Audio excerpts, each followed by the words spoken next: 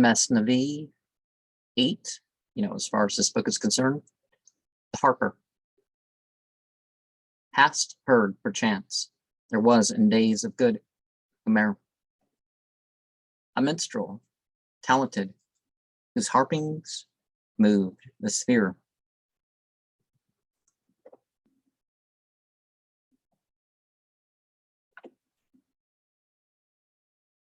The nightingales all wept in transports at his voice. One pleasure made men's hearts 100-fold rejoice. His song enchanted every gathering where he went. Applause as thunder broke forth to his heart's content. Like voice of Israfil, whose trump on judgment day will wake the dead to life.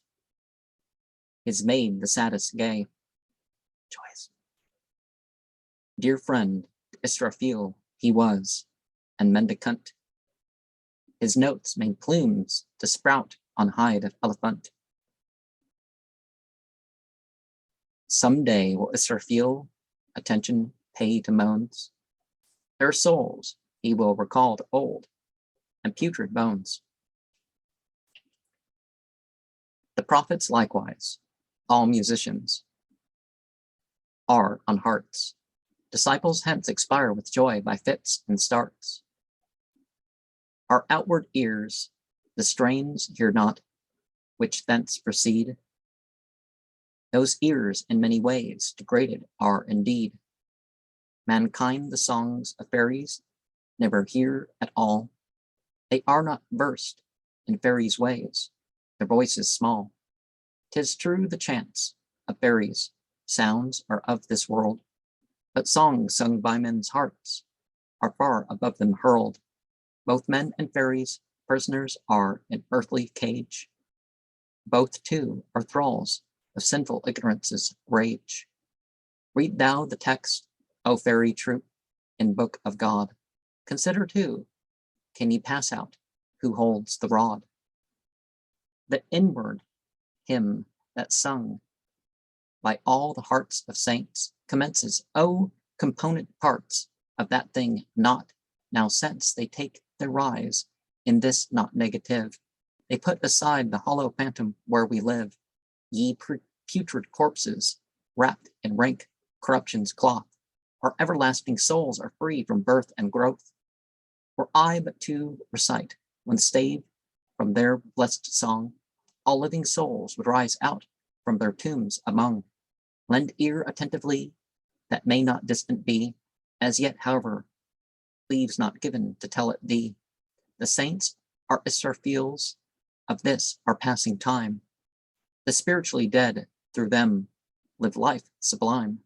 Our souls mere corpses are, their graves our bodies crowds. At voice of saint they do arise, clothed in their shrouds. They say this voice has in it something to be feared. To raise the dead, God's voice alone has power, we've heard. We were all dead, and unto earth had we returned. The voice of God we've heard, our prisons we have spurned. The voice of God without, also within the veil, can give the gift to all it gave to Mary. Hail! O ye whose death was not that which attacks the flesh, at sound of the beloved's voice, ye've risen afresh. That voice, the bridegroom's voice, most truly was, 'tis said, although 'twas from the lips of his servant, Ahmed. God said to him, thy tongue, thy eye, thy ear, I am. All thy contentment, anger, thoughts, 'tis I undam. Go on, by me he hears, by me he sees. That's thee, thou art the head, thou holdest the place of heaven's trustee. An ecstasy, since thou art he, the Lord's who is, I will be thine, for see, 'tis said, the Lord is his. Now will I say to thee, thou art and now I am. What I may say's as clear as is the sun in heaven. Wherever I may shine an instant in a lamp, a world of doubts I solve, on all my zeal I stamp. The darkness which the sun could never yet illume, by magic of my breath, grows bright as peacock's plume. Wherever gloom may reign as undisturbed night, when shone upon me like noondays forthwith bright. 'Twas he who taught to Adam everything's true name. Through Adam to mankind imparted he the same. Take thou enlightenment from Adam, our the Lord. Draw wine as thou mayest list from jar or from the gourd. The distance is not great between the gourd and jar. The gourd is not like thee, made drunk by grapes' nectar. Draw water from the brook, or from a pitcher's mouth. The brook is still the source whence the pitcher is filled, forsooth. Seek light as listest, whether from the moon or sun. The moon derives her sheen from day stars' golden turn. Imbibe what light thou canst from any twinkling star. The prophet said, stars are all my disciples. Hear. He further said, how happy they who see my face, and happy they who look on them in their own place. He said, good luck to all who have the happy chance to look on my disciples, mirrors of my glance. If thou by taper's aid proceed to light the lamp, the eye that sees its light perceives the taper's stamp. If one lamp from another should be lighted well, the light received from this has come from that one's cell. And so if through 1,000 wicks the light should pass, who sees the last enjoys the gift of all the mass. The light of this last lamp's as pure as the whole, no difference is there, and thus 'tis with the soul. The light diffused by teachers in these latter days is no other than what was shown by earlier rays. Our prophet said, the breathings of the Lord your God, in these your days of pilgrimage on all sides prod. Your ears and minds lend ye to all signs of the times, for chance ye may inhale those breathings in these climes. One breathing came and found you straight away, it was gone. To all who sought new life it gave, it then had done. Another breathings come, be ye not unprepared. Ye may not let it go by, something must be shared. It found your souls on fire, 'tis thence they ceased to burn. Your souls it found all corpses, life it made return. Your fiery souls by it all quickly were puffed out. Dead souls of yours have by it began aloud to shout. Their present calm and this vivacities from heaven, resembling not the turbulence by which man's driven. One breathing from the Lord, when blown on earth and air, ill qualities converts straight into all that's fair. For fear lest any breathing such as this thee shake, read thou the text. They shunned the tax to undertake. Had not they shrunk from it, where now wouldst thou have been? Had they not feared, wouldst thou this grade have ever seen? But yesterday an opening gleamed for better things, till greedy for fleshly morsels stopped the way of kings.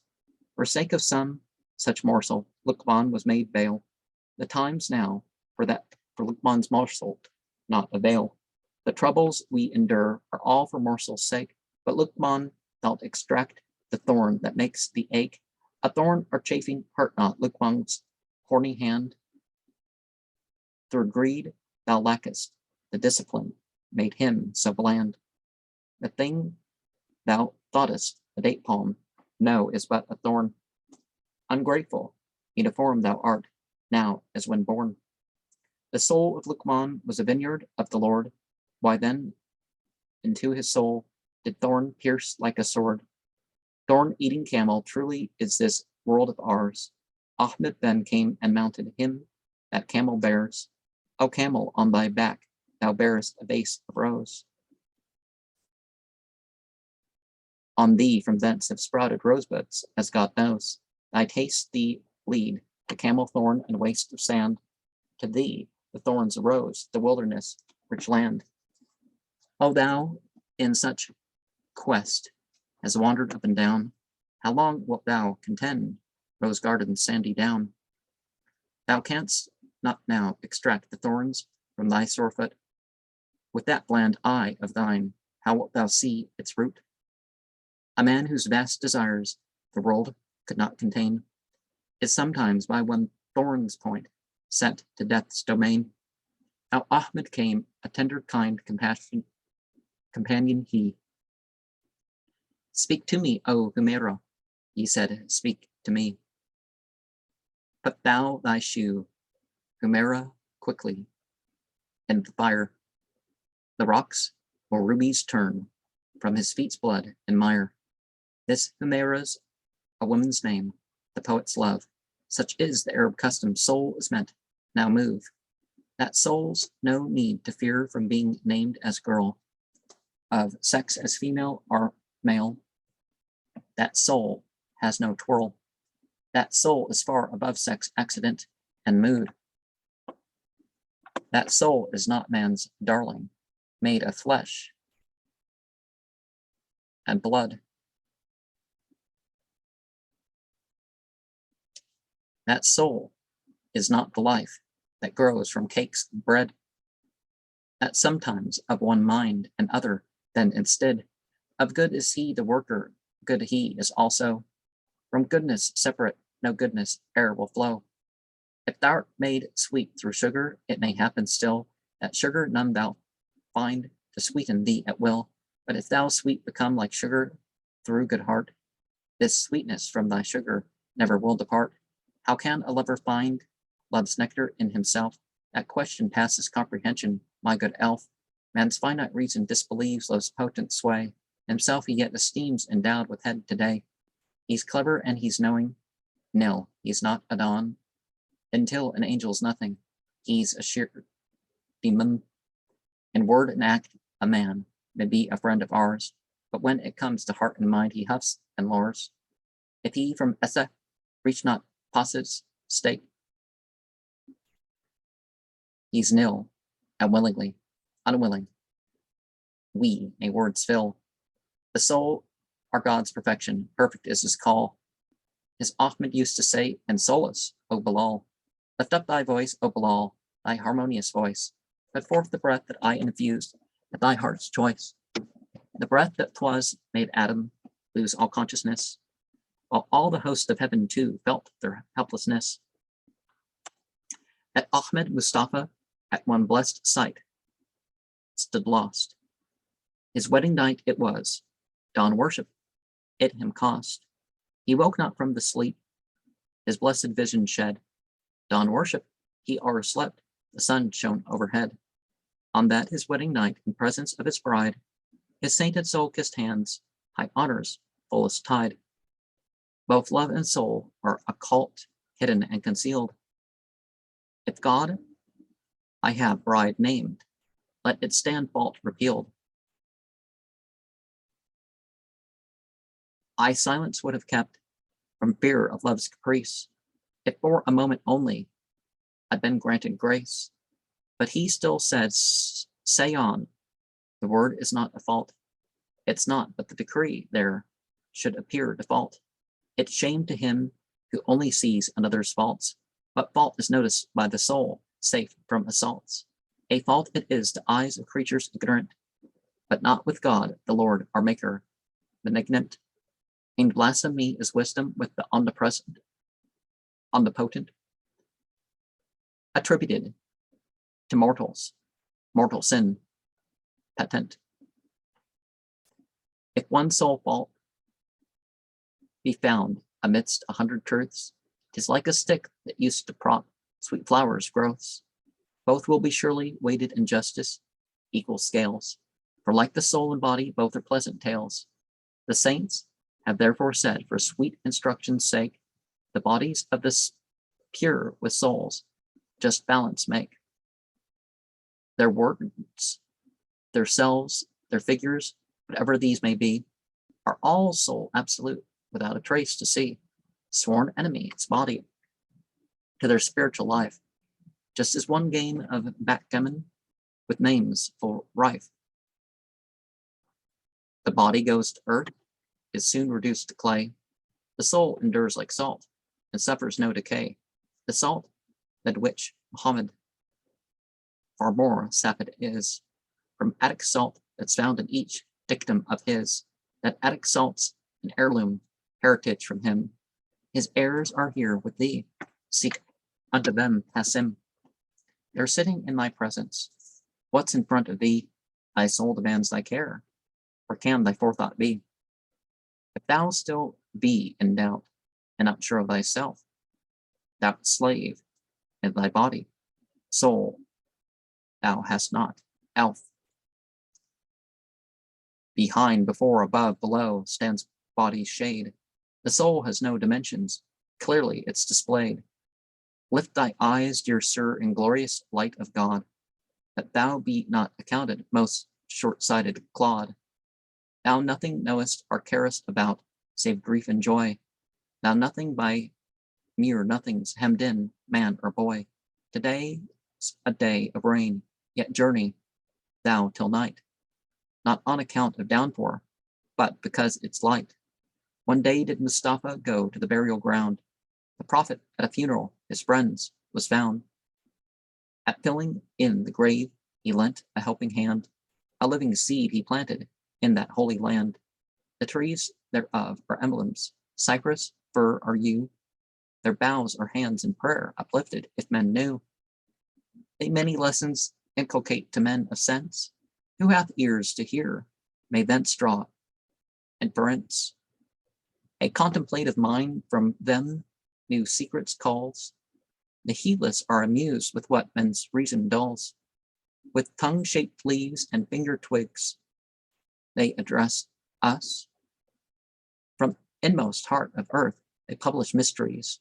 As ducks dive into water, they plunge into earth. Like rocks they were, now peacocks, gay in their new birth. Joyous. The winter shuts them up as prisoners in its ice. Black rooks, then bare as peacocks. Spring bids them arise. God makes them look like dead in winter's frozen rain. But with returning spring wakes them to life again. Dull atheists contend this is a story old, and ask why we to God attribute it so bold. They say these alternations ever thus were seen. The world of old, they think, as 'tis, as ever been. In spite of their contention in breast of his saints, has God at all times reared rich gardens, free from baits. Each flower that yields the scent's agreeable perfume speaks volumes to saint's heart with its mysterious tongue. Each perfume from a flower rubs atheist's nose in dirt, although he rushes about in boundless nonsense spurt. An atheist, like a chaffer clinging to rosebud, or like a nervous patient tortured by drum's thud, he makes himself as fussy as each counting white, but shuts his eyes to flashes of conviction's light. He shuts his eyes perversely, with them will not see. The saint, on other hands, clear-sighted, certainly. The prophet, when returned home from the funeral, found Aisha was waiting him to welcome all. So when her eyes fell on him, just as in he came, she him approached, and on him hand placed, gentle dame. She touched his turban, cloak and coat, his sleeves and shoes, his hair and beard, his face and hands, peering for news. He asked her what she sought with so much eager zeal. She answered him, today of rain there's fallen a deal. I'm lost in wonderment. Feel thou art not wet. No dampness is there. Here I marvel, still more yet. He asked, what veil worest thou, God's service to fulfill? She answered, I, a blade of thine, through o'er my frill. He said, that blade it was, for which the Lord to thee, my lady pure, a shower caused visible to be. That shower was not of raindrops from the clouds that fall. A shower of mercy 'twas, its cloud and sky, his call. In regions of the soul, so many skies are there, they issue their commands to spheres of earth and air, the ups and downs in spirit, its path from quite the class, so many hills to climb, so many seas to pass. It reaches of the soul to seas to pass, Senagi. The unseen world has other clouds and other skies. Its sun is different. Its water God supplies. Its rain proceeds from other clouds that does our own. God's mercy is that forms that rain when it pours down. Those rains are never seen save by the eyes of saints. Mere men, by new creation puzzled, judge them faints. One rain there is that nourishment brings in its track. Another rain also that works a whole world's wreck. The rain of spring does wonders in the garden's fold. The rain of autumn chills like a gueuse shivers cold. The spring rain nourishes whatever it falls upon. Autumnal showers, but bleach and shrivel, all turns wan. Thus it is with the cold, the wind, and the sun. Their means from which such different phases seem to run. In things invisible, the same rule still holds good. Advantage loss, annoyance fraud, afflictions fled. The words of saints are like the vernal breeze and power. They cause sweet flowers to open in man's bosom bower. And like the rains of spring on herbage of the field, they raise in pious hearts a harvest of virtue yield.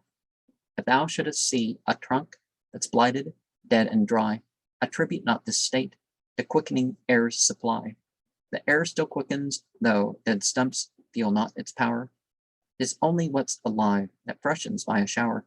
The prophet gave advice from breezes cool in spring. Your bodies cover not, they're invigorating. Allow them, then, full play. They'll give your sinews strength. See how with them the trees are clothed with leaves at length. Beware, however, autumn's chills. You must not court. They're fatal to men's lives. The trees they strip in short. Traditionalists report the prophet's blessed words. But there they have stopped short. They add not afterwards. The whole class ignorant of applications call. The mountains have discerned its minds. They have missed all. The autumn chill with God is fleshly lust and pride. The vernal breeze, the spring wisdom sense to guide. A wisdom in thy head, a glimmering thou hast. Seek then for perfect wisdom, be to it steadfast. Thy partial stock from thence, completed thou wilt bring. On neck of flesh, completed wisdom put as ring. Thou seest now applied the breeze of spring as he, who perfect in himself, men perfect helps to be. From words of his care, thou close not up thy ear. Thy faith will they confirm. Religion fruit will bear. Reproachful are in praise. Hear all he has to say. From thee the fires of hell, they'll help to turn away. Reproaches, admonitions, life will bring at last. If faith they but confirm, flesh in subjection cast.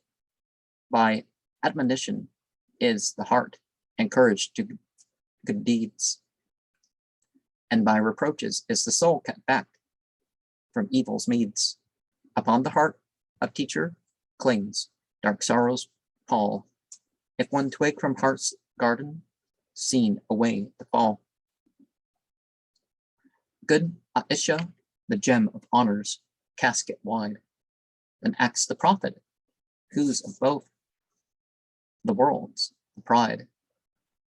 O thou who of all creatures every essence art, what was the reason rain this day has played its part? Was it a rain of mercy, such as sometimes falls? Or was it as a menace, justice fitly calls? Was it a vernal rain dispensing benefits? Or was it an autumnal shower to dig grave pits? He answered, 'twas a sprinkle sent to soothe our care, that fruit inherited by all who atoms share. Should man remain exposed for long to care's fierce flame, 'twould work him wrack and ruin, crush his mortal frame. The world would go to ruin in a little while. Man's greed would get the upper hand. Did he not smile? The prop of this wide world is heedlessness, my son, and thoughtfulness on earth below's a curse when won, for thoughtfulness belongs unto the upper world. Triumphant here below, all soon to ruin hurled. This thoughtfulness a sun is, greed's a man of ice. This thoughtfulness is water, greed, the filth of vice. So from the upper world scant tricklings are sent down, that greed and envy may not ruin every town. If those scant tricklings were to prove a copious rill, defects and talents both would cease our soil to till. Let's leave these moralizings, they would have no end. So go we back to seek the minstrel, our old friend. That minstrel's talent had been rare, the world he'd charmed.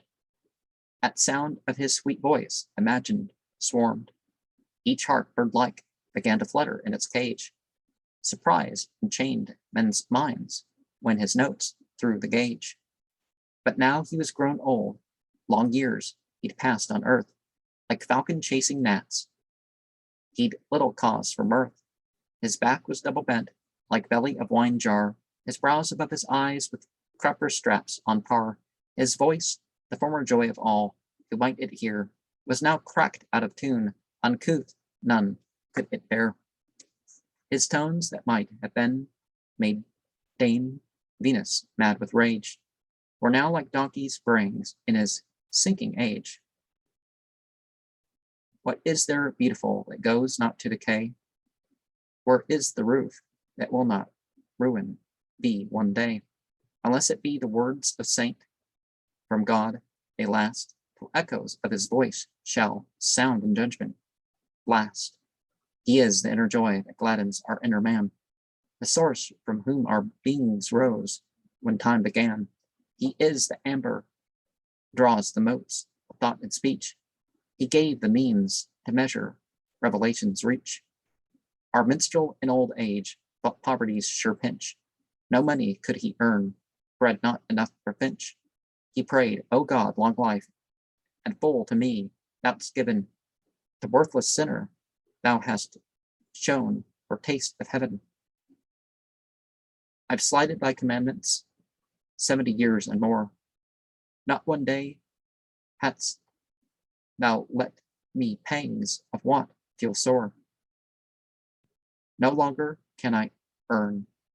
I'm now thy household guest, all heart for love of thee, now giver of my feast. His harp on shoulder slung, he went in quest of God, to burial ground of Yathrib. Set down on the sod, said he, all acts of God, the higher of my heartstrings, for he accepts the heart's most humble outpourings. He harped a while, and then he laid him down and wept. His harp, his pillow was, upon a grave he slept. With sleep his soul was freed from prison and from pain. The harp and Harper, both were now made young again. His soul free wandered forth, exempt from all dull care, in spacious fields of heaven, the soul's park, light as air. There he began to warble, merry as a lark. Oh, that I here might dwell, without a care to cark. How joyous should I be in such a paradise? These sweet ethereal fields breathe balm and myrrh and spice. I'd wander all about, no need of feet or wings. All sweets I'd feast upon, lips and teeth were useless things. My mind at rest, from all care free, I'd ever roam. The angels I'd not envy in their heavenly home. With bandaged eyes I'd survey realms without an end. All sorts of flowers I'd gather, yet not soil my hand. Like a duck in pond, down deep I'd plunge in honey lake, and Job's own fount I'd bathe in wine, I'd revel make. For Job with wine from heaven was cleansed in every pore, from head to foot he came forth healed without a sore. If these poor rhyming verses covered heaven's vast vault, they'd not tell half a tithe, they still would be at fault. The sum of heavenly joys I find an endless theme. My heart is far too narrow to embrace its scheme. The world what I enclose in my poor poem's fold has lent my thoughts the wings that make their flight so bold. Were but that world in sight its road, were it but known, few souls would here remain, were but its glory shown. Commandment has been given, thou shalt not covetous be. The thorn from out thy foot is drawn, thy thanks let's see. My Lord, my God, loud cried our minstrel in that place, those glorious realms of mercy, boundless shores of grace. About that time the Lord on Umar slumber sent. He could not keep awake beneath sleep's burden bent. With wonder thought he 'twas unprecedented. See, this sleep's divinely ordered, purpose there must be. His head he bowed, sleep bound him fast, a dream he saw, a voice from God he heard. For him a sacred law, God's voice, the real source, is of every cry and sound. The only voice, in fact, all others echo found. Turks, Kurds, and Persians, Arabs, all have understood that voice most wonderful of lip and ear, no mood. What say I? No, not merely Turks and Persians all. The very rocks and trees have answered to that call. Each moment's clearly heard. Am I not, then, your Lord? Ideas and essences becoming things at his word. Had they not answered, yes, thou art our God, O Lord? From out nothing straight that answered come in word. About what's here been said respecting stocks and stones, let's hear what tell tradition's most veracious tones. We'll find related here, there, how various rocks and trees, both understood and spoke as human being sees. A post in his own house at Mustafa's retreat sent forth a sob of grief, like heart in sorrow's heat. As he his sermon preached, surrounded by his flock, so that the moan was heard by old and young, no mock. Disciples one and all were petrified, perplexed, and marveled what might make its wooden heart so vexed. The prophet put the question, what may be thy need? The column answered, prophet, grief my heart makes bleed. Against me in thy sermon thou'st been used to lean. A pulpit now thou'st mounted, far from me thou'rt seen. The prophet said, thou most affectionate of posts, good fortune thee attend, sent by the Lord of hosts. If thou so wish, thou mayst become a fruitful palm, and men from east and west sing of thy dates in psalm. Our God may thee transplant to realms of paradise, where as a cedar thou eternally mayest rise. It answered, I elect, an error will no decay. Lend ear, O heedless man, hast thou less sense than they? That post was forthwith buried, like a corpse of clay, in hopes of resurrection at the judgment day. Thou hence mayest learn that any whom the Lord doth call breaks straightway with the things of this, our earthly ball. Whoever receives a mission from the Lord his God, forsakes the world, himself prepares the path to plod. Who's not received the gift of knowledge from above will never believe a stock could sigh and moan for love. He may pretend to acquiesce, not from belief, he says, 'tis so, to scape a name much worse than thief. All they who are not convinced that God's be is enough will turn away their face. This tale they'll treat as stuff. By thousands are confessing Muslimin, men of mark. By doubt, most sadly haunted faith, they've not one spark. Conformity with them is founded on surmise, and all their hearts unconscious, quieted with lies. 'Tis Satan sows the seed of doubting in the breast. Like blind men, they will fall into the pit at last. Mere reasoners are cripples propped on wooden leg, and like such cripple, often falling as they beg. How different's a pillar of our holy creed. As mountain, he is steadfast, faith is living mead. A blind man's leg, his staff, upon it he must lean, or he will risk to fall at full length on the green. A knight is he who soul as routed hosts of foes, wise leader then becomes of liegemen's ranks through woes. Those blind men find their way by trusting to a staff. They lean upon a creature, their sight is in a gaff, for otherwise they'd be far seeing, they'd be kings, as 'tis their blind, their corpses, lifeless, senseless things. The blind can never sow and surely never reap. They cannot edify, their talent they must keep. If 'twere not for God's mercy, favor, and free grace, their staff of reasoned snap, they'd fall prone on their face. That staff's a weapon made from quarreling and fight, then break it up in pieces.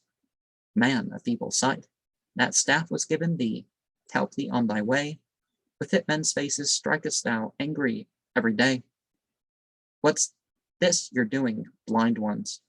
What are you about? Some constables call in to calm this frightful rout. Fall down and him entreat who furnished you with staff. Look well and see what signs your weapon may engraft.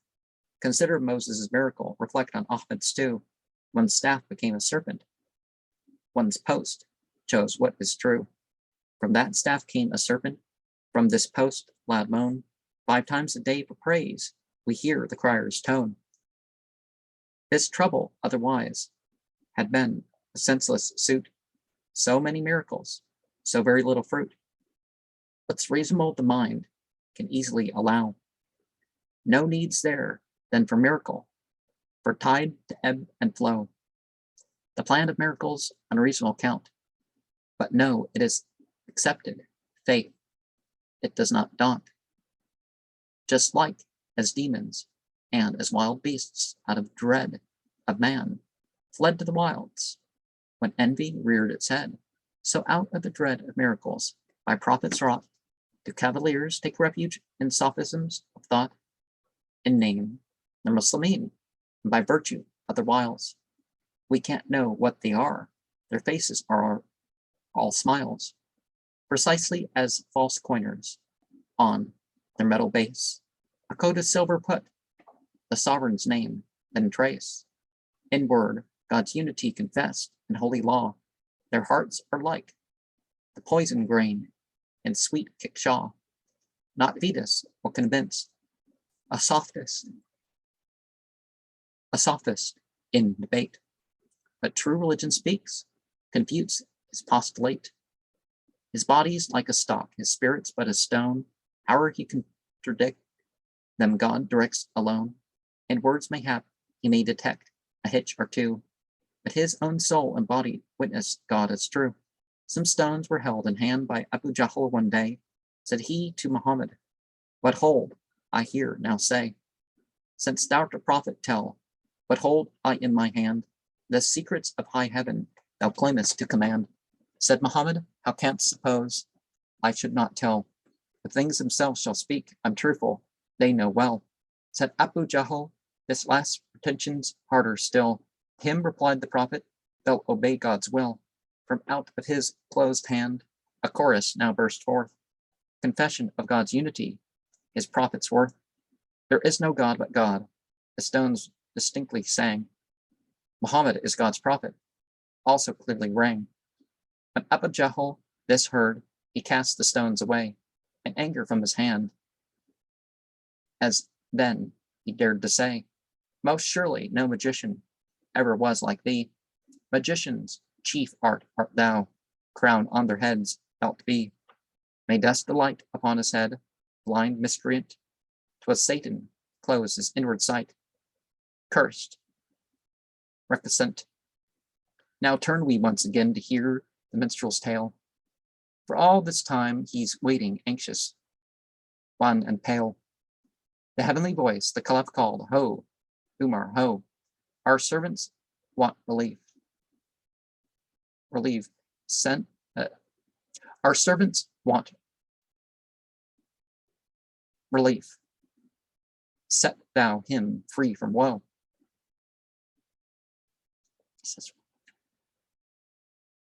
A servant whom we hold in very high esteem, and public burial ground, go visit him, redeem. From out a public treasury, do thou extract 700 golden sequins with due care and tact. To him deliver them and say, O man of good, for present needs let this suffice.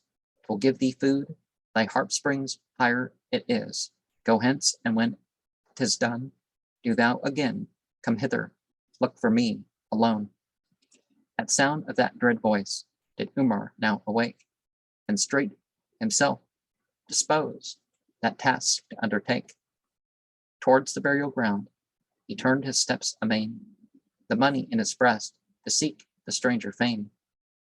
He walked about the ground, right, left, and everywhere.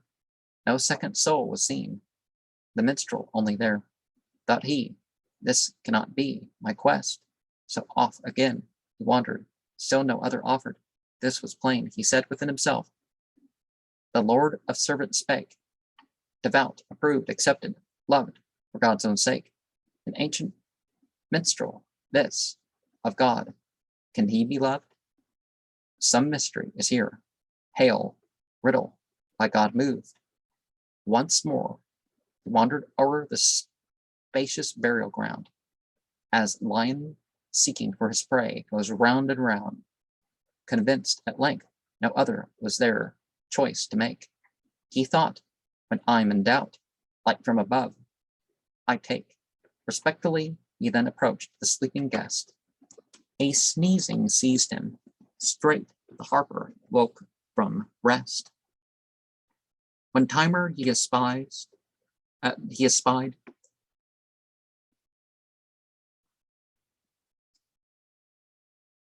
he marveled, sore amazed, and rose to go away. Fear's tremor held him dazed. He thought, O Lord, have mercy now on me. This magistrate austere, no Harper, will kindly see. Now Umar him considered, saw he was afraid. His cheeks all pale and wan, looks modest as a maid. Then said, Fear not, from me seek not to go away. Good tidings from on high to thee I bring this day. Of thee the Lord hath spoken in terms of highest praise. The heart of Umar's moved to love thee and thy lays. Be seated then by me as friend, by side a friend, while I to thee impart the message God doth send. The Lord doth thee salute, thy welfare doth inquire. Trusts thou'st supported well all thy afflictions dire. This trifle sends for present needs as harp strings worth. When it is spent, come here again, and fear not dearth. The old man trembled as he heard those words so kind. His finger in astonishment he bit, near lost his mind, then cried aloud, O God, thou all unequaled one, in my old age I sink for shame, this mercy I've not won. A torrent now of tears he shed, in anguish deep, his harp then dashed to pieces. Why it longer keep? He thus apostrophized it, O thou source of ill, thou'st barred me from the heaven's path as highwaymen who kill. My blood thou'st sucked these 70 years, thou thing of shame. Through thee I'm rendered vile in the eyes of men of fame. O Lord most merciful, thou giver of all good, my past life pardon, squandered ill in heedless mood. Man's life's a gift of God, alas, how few will think the value of each moment's great, so near death's brink. I've spent my life not thinking how the moments fly. I've sung and harped as though a man should never die. Alas, that I, in singing songs of mirth and glee, entirely had forgot that death would visit me. Alas, that shrillest notes have set my ears in flames, and scorched my heart to shamelessness, sad names. Alas, the gamut's intervals were heard all night. The day is dawn, the caravan passed with the light. My God, help me save from him who cries for help. Protection I implore from self, I who thus yelp. I never shall obtain my right except through craft, for craft is German more to me than self and graft. By craft the self itself doth rear across my way. Beyond my craft I see when craft's at bay, just like as when a man is telling gold with thee alone, if thou considerest self thou dost not see. So did the Harper weep, and loudly did complain his sins he numbered up, committed in life's train. To him then Umar, this contrition deep of thine is proof thou sober art, though grief thy heart entwine. Thy worldly journeys over, other path now take. For this sobriety's a sin thou must forsake. Sobriety's a virtue in the road thou'st trod. The past and future both are curtains hiding God. Set fire to both of them. How long wilt thou remain partitioned up by diaphragms like a reed cane? So long as reed has diaphragms, it's not our friend. With lips and voice of ours, its notes it cannot bend. So long as thou goest round the house, thou waverer art. But when thou'st entered, then full ease reigns in thy heart. O thou whose knowledge, full of knowledge, is not half. Contrition is with thee worse than thy fault when cast. Thou contrite for the past. On what occasion wilt thou contrition feel for this contrition? At one time worshipper, outwort of notes of harp, and now like lover, thou'st kiss sighs and moans so sharp. Like mirror, Umar, having thus reflected truth, the Harper's heart received enlightenment.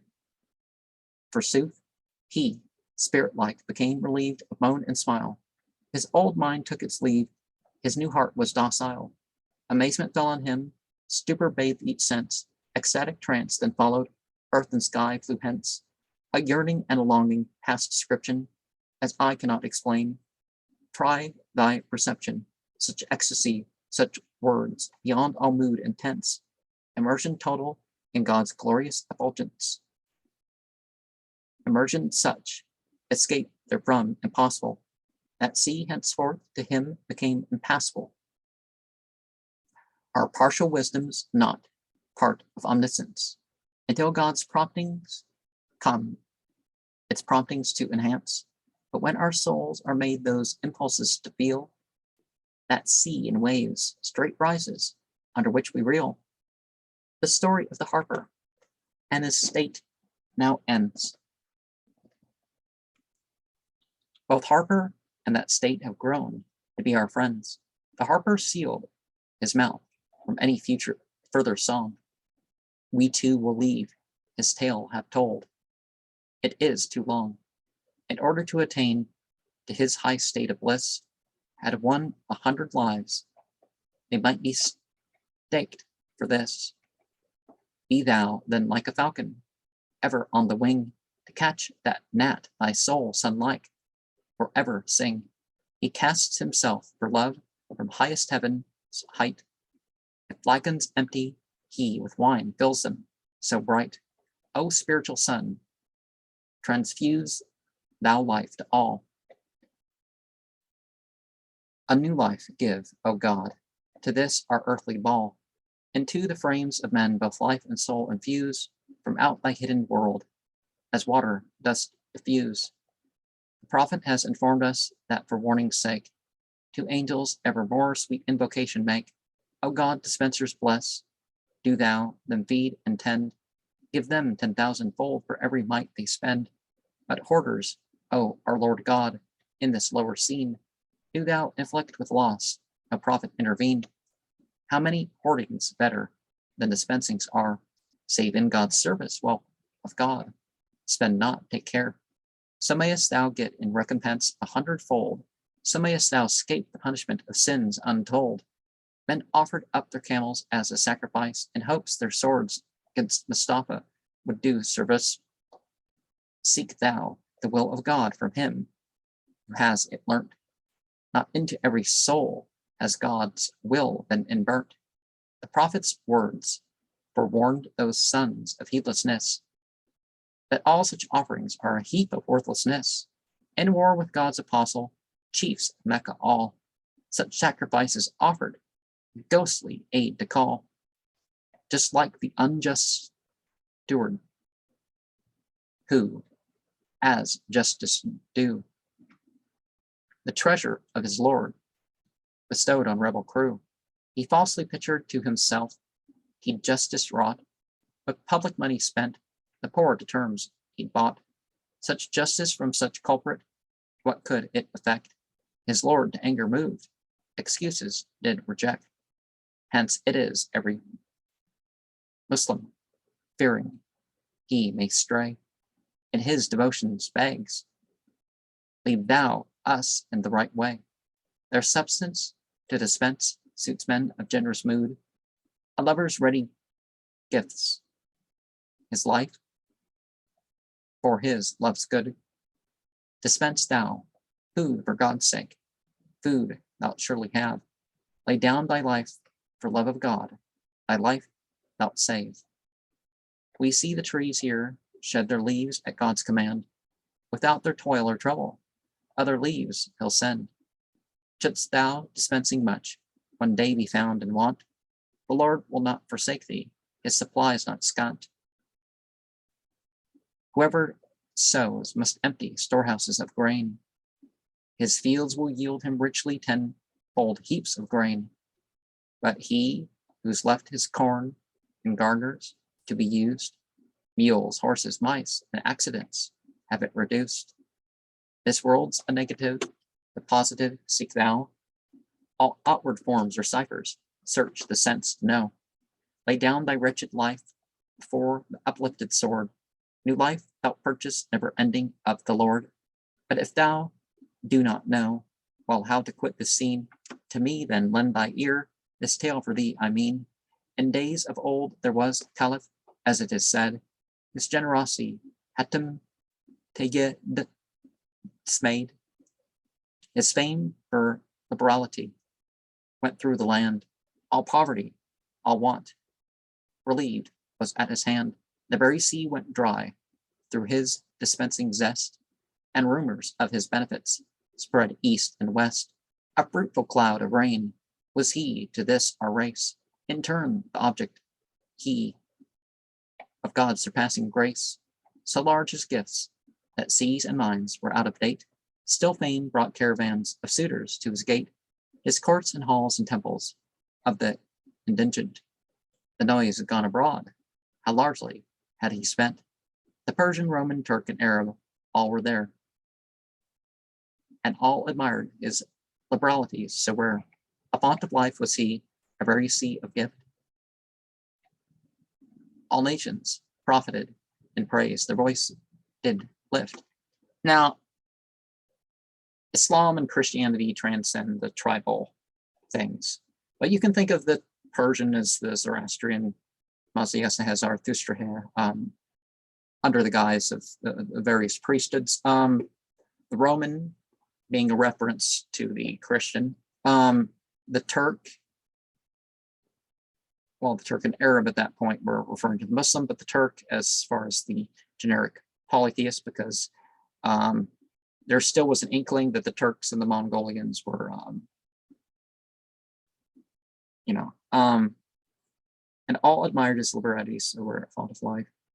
Was he a very sea of gift, all nations profited in praise, their voice did lift. Now there are also certain material culture aspects and psychological culture aspects to inflect these various things. Israfil is the angel who will blow the last trumpet twice. At the first, all living will die. At the second, all the dead will rise to be judged. His voice is the most musical among all those of the angels. Our word fairy is connected with the Persian peri.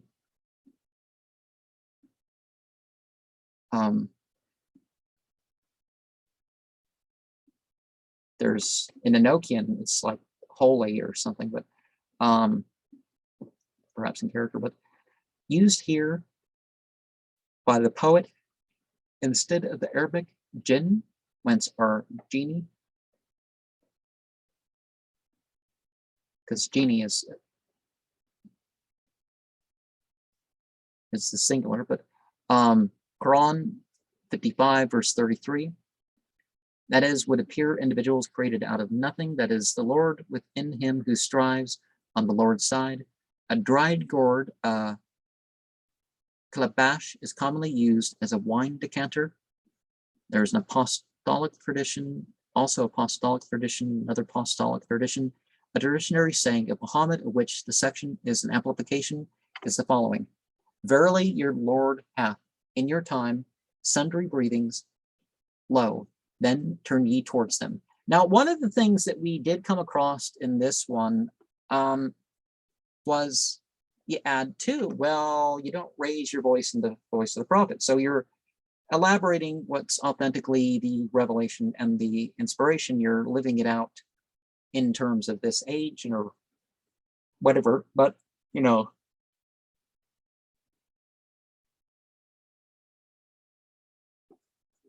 and of course you're adding to the legacy of them. Quran 33 ayat 72, when all things had declined responsibly, Adam voluntarily accepted it, was tempted and fell. Had not they shrunk, man would have been the sinner. He wouldn't have been a sinner or the saint that he is. You know, the free will, well, limited free will, because you don't have absolute free will. You can't just puff or whatever. Luqman's story may be read in Herbalat, Baka Luqman. Arabian poets sing of women, often imaginary. In Persia, this is considered very immodest. In Persian poetry, a boy, imaginary also, is always assumed to be the beloved object. Muhammad is so addressed, his youthful wife, Aisha. Humera means Rosina, little rosy cheeks. And also number 9 is stitch number 184. It's all metaphorical. And the love of sons being here, we're not talking about the Greek thing, I don't think. Well, it's not per se totally a Greek thing, but you know what I mean. It's not the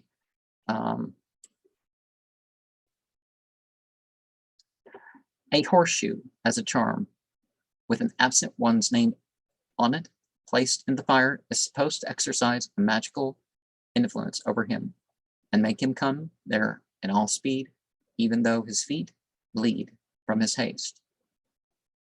It wasn't as a charm. It was a souvenir or a memorial, you could say, though. But I had a horseshoe once when I was a kid. I don't know if it. I don't know if I ever had it outside of California, though. That soul in God is the animus mundi.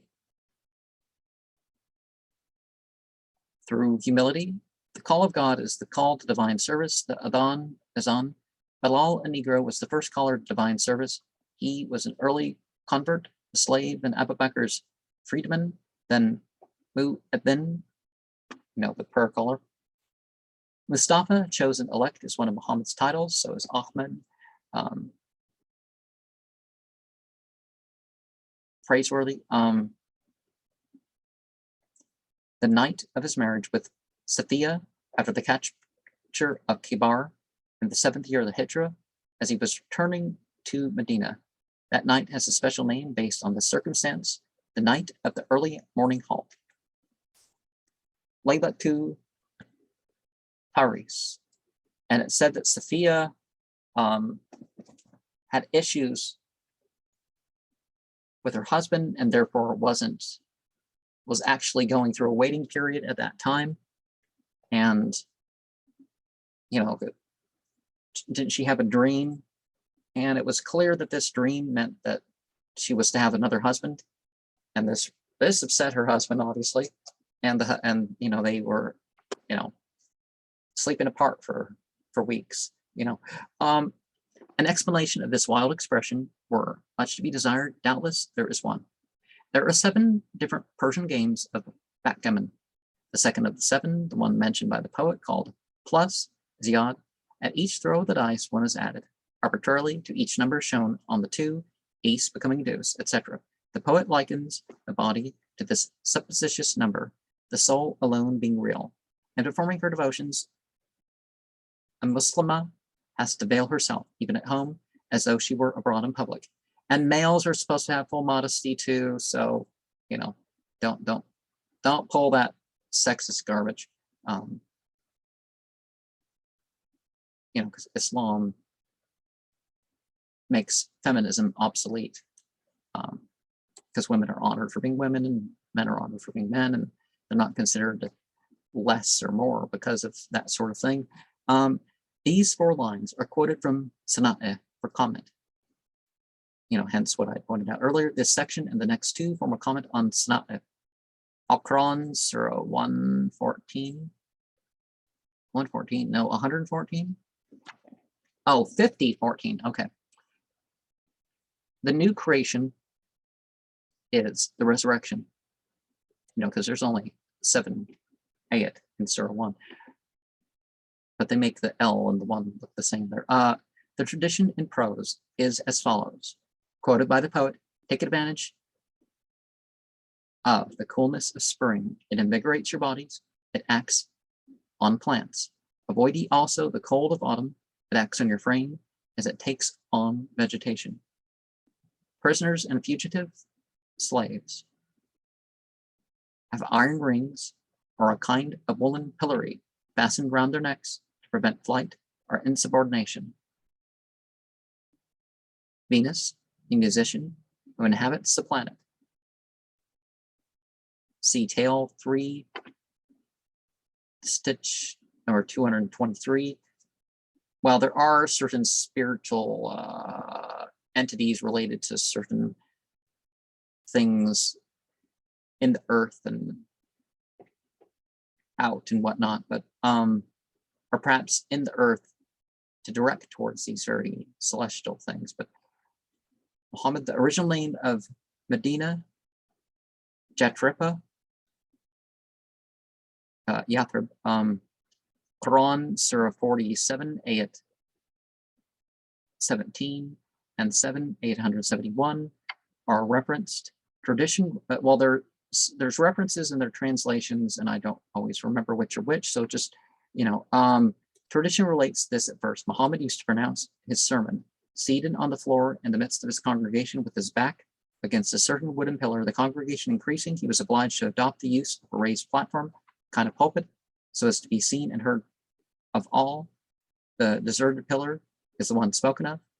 And in Islam, we limit it to 3 steps up. So these things where you go up a couple stories or whatever, it's 3 steps up is the traditional thing set there. But 151, wait, no. This is a traditional legend. Okay, let me see what it is. Some stones of Abu Jahl. So an Islamic narration, I guess. The circumambulation of the house of God at Mecca is one of the ceremonies of a pilgrimage. And then the going forth between the hillocks and reenacting stuff done by Hajar and stuff done by Abraham, and Quran 1:5. And Hatem Tayyah is the proverbial prince of Arabian generosity. Many anecdotes are current respecting him. His full name was Hatem, son of Abu Ilah, son of Sa'id, of the tribe of Tayyah. For instance of his generosity is handed down by tradition from a time shortly prior to the promulgation of Islam. In this era, Arabic term for religion, basically, the surrender to God. C. McCloston's Arabian Poetry for English Readers, page 406, London, 1881. Trubner and Co., Ludgate Hill. But Hatton lived and died before the caliphs ruled. He too was a poet.